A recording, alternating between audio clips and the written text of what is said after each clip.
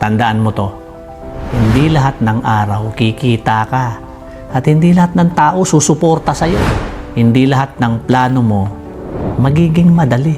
Pero ang tunay na negosyante, hindi yan umaasa sa swerte, hindi umaasa sa awa, at higit sa lahat, hindi yan umaasa sa timing.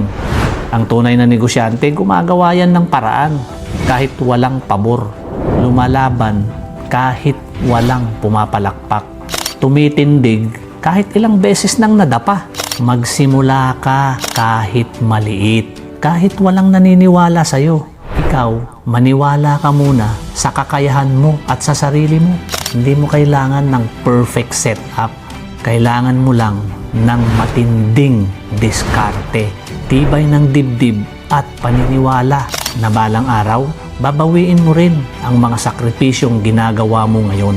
Tandaan mo palagi, walang overnight success. Pero may araw na lahat ng pinaghirapan mo, lahat ng luha mo, lahat ng sakripisyo mo, magiging kwento yan ng tagumpay mo.